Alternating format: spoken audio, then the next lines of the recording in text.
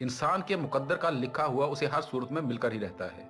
खा वो किसी भी सूरत में उसको मिले, बहरहाल किस्मत में लिखा इंसान तक पहुंच ही जाता है। आज की कहानी एक ऐसी ही बूढ़ी औरत के मुतल्लिक है जिसकी मदद खुदा ने किसी नेक दिल इंसान के जरिए से नहीं की, बल्कि किसी शैतान दिल इंसान के जरिए से की थी।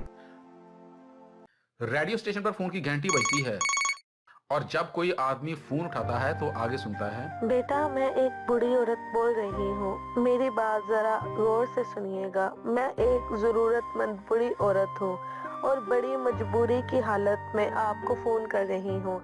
मैं कई दिनों से फाकों की सी जिंदगी बसर करने पर मजबूर।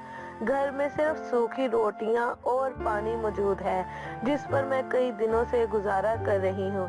अगर आप मेरी मजबूरियों को समझते हुए मेरी कुछ इमदाद करते तो अल्लाह आपका भला करेगा। ठीक है, मैंने आपकी बात सुन ली है। मैं कोशिश करता हूँ कि आप तक कुछ न कुछ पहुँचा दूँ। फोन पर इन दोनों की गुफ्तगू के दौरान एक शैतान सिर्फ आदमी भी नजदीक ही खड़ा था। उसने इन दोनों की बातें बड़े गौर से सुन ली। ये शख्स ऐसा था जो मजबूर और बेकस लोगों के साथ मजाक करने के लिए प्लान बनाता रहता था।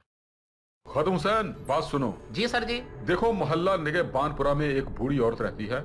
जाओ और इसका मुकम्मल एड्रेस मालूम करो और मालूम करके फिर मुझे बताओ कि किस गली में रहती है। लेकिन सर जी, मैं चला तो जाता हूँ, लेकिन मुझे ये बताइए कि आप इसका एड्रेस मालूम करके करेंगे क्या? तुम मेरे पास अभी नए नए आए हो, तुम्हें नहीं पता कि मेरे यहाँ काम करने वाले नौकरों की क्या ड्यूटी होती है। फिलहाल तुम्हें जैसा कहा गया है तुम वैसा ही करो। वो नौकर मोहल्ला निगहबानपुरा गया और वहाँ लोगों से मिलकर उस बूढ़ी औरत के घर का मुकम्मल एड्रेस मालूम किया। इसका एड्रेस मालूम करने के बाद वो नौकर दोबारा अपने मालिक के पास आता है और उसे बताता है, जी मालिक, मैंने पता लगाया है कि वो बूढ़ी औरत कहाँ रहती है। अब आप मुझे बताइए कि मेरे लिए क्या हुक्म है। वो मालिक अपने नौकर को पूरी डिटेल बताता है कि उसने खाने पीने का सामान खरीदकर उस बूढ़ी औरत के पास जाना है और जब वो बूढ़ी औरत के पास पहुंच जाए तो उसे जाकर क्या कहना है। देखो, अगर वो बूढ़ी औरत तुमसे ये पूछे कि ये सामान किसने भेजा है तो तुमने उसे कहना है कि ये सामान शैतान की तरफ से आया है। शैतान की तरफ से आया है? जी हुजूर, मैं समझा नहीं। उसे ये कहने के लिए कि ये शैतान की तरफ से आया है आप इतना खर्चा कर रहे हैं? और बेवकूफ, मैं खर्चा नहीं कर रहा। जब बूढ़ी औरत ये सुनेगी कि ये शैतान की तरफ से आया है तो वो यकीनन लेने से इनकार कर देगी। फिर इसका ये इनकार किसी दूसरे मजबूर के साथ मजाक करने के लिए मुझे कोई नया तरीका फराहम करेगा। वैसे मालिक, मुझे आपकी बात की समझ नहीं आई। तुम नहीं समझोगे। इस तरह लोगों के साथ मजाक करना मुझे अच्छा लगता है। अब तुम्हें जैसा कहा गया है वैसा ही करो। सामान लेकर उस बूढ़ी औरत के पास जाओ। ये नौकर जब ये सारा सामान लेकर उस बूढ़ी औरत के पास पहुंचा तो इसके चेहरे पर खुशी और हैरानगी के आसार नुमाया हो गए। सामान को लेने के बाद वो अपने घर के कोने में रखने के बाद दोबारा वो इस नौकर के पास आती है ताकि इसका शुक्रिया अदा किया जा सके। मगर वो नौकर उसे कहने लगा, क्या आपको मालूम है कि ये सामान किसने भेजा है? यकीनन ये मेरे खुदा की तरफ से एक इमदाद है जो मुझे आई है। अरे बड़ी अम्मा, ये इमदाद आपको एक शैतान की तरफ से आई है।